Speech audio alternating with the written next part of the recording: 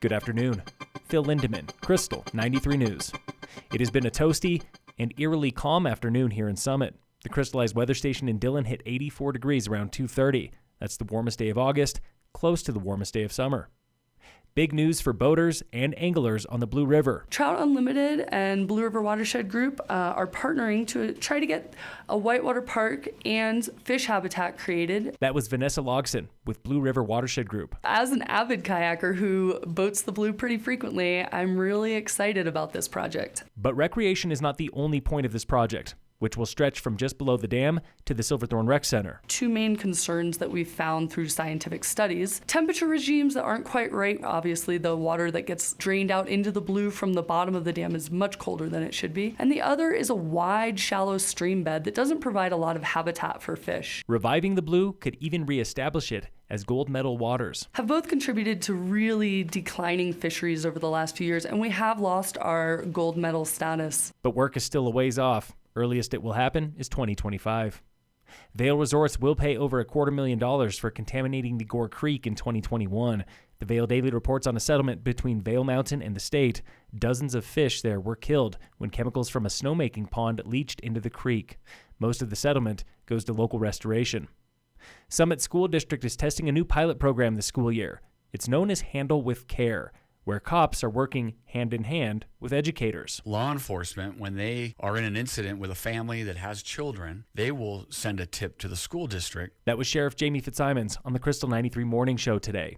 His deputies are trained to share only the most relevant info. Just with the child's name, date of birth, and school they attend, no details about the incident. And teachers are being trained to use that info proactively. Trained with trauma-informed care, and they're able to receive that student and know that there might be some behavioral issues, there might be some attention issues. The sheriff believes sharing like this does not happen often enough. It's our way of now going backwards into the school and offering that wraparound care for the kid. If successful here, Handle with Care could go statewide.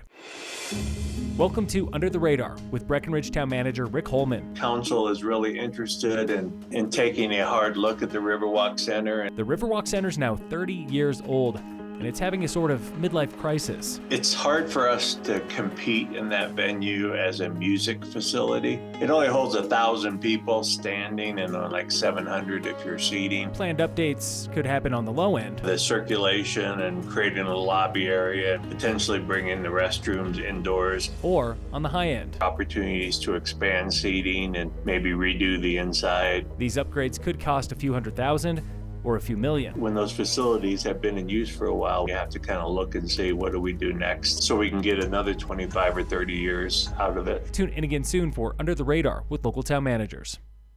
You ever wonder what makes someone run off and join the circus? For Keaton Hentoff Killian, it's been all in the family. My mom, Jessica Hentoff, was in the circus before me, and so I didn't have much choice, but I got to run away all the way to Australia from St. Louis, Missouri to join the circus. For Daniel O'Brien, it was the next step. I was a gymnast before and then sort of didn't want to waste that training, so I went to circus school before I really decided to be a performer. For Kimberly Rossi, it was love at first sight. I had never seen a circus show before. We went there for school. I was kind of like, odd, lame. And I saw it and I was like, yep, that's what I want to be doing. All three are members of Australia's Circus, in town now for the Breckenridge International Festival of Arts. See a snippet of their act now on the Krystal 93 Facebook page. Local fire danger remains moderate today in Summit, still with no fire restrictions.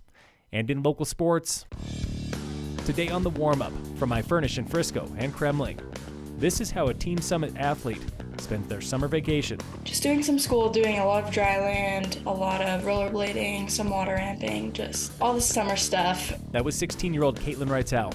She's a freeskier from Salt Lake City who spent just one winter here in Summit and fell in love. 2 seasons ago, we had minimal snowfall here in Utah, and all my friends are going out to Colorado, so I was like, I should go out to Colorado. I met all the kids on Team Summit, and it was great. She has been getting better every season. Do some 5s, maybe a 7. We'll see some switch tricks. And she just recently got the invite of a lifetime to Junior Worlds in New Zealand. Yes, it's gonna be my first time skiing down there. I'm super excited. Until the snow did not cooperate. It's true. The half-pipe competition is canceled, which is really upsetting due to the lack of snowfall. Caitlin has been trying to keep her head up. There's nothing we can really do about it, so we just have to think positively and see what will happen in the future. And besides, she has a title to defend.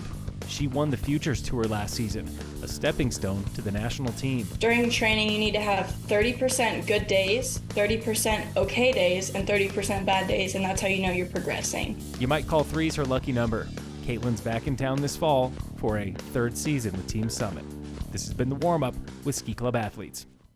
After 5 days and 144 miles at the Breck Epic, the leaders are pulling away from the pack. Lachlan Morton now leads the men's field by over 18 minutes.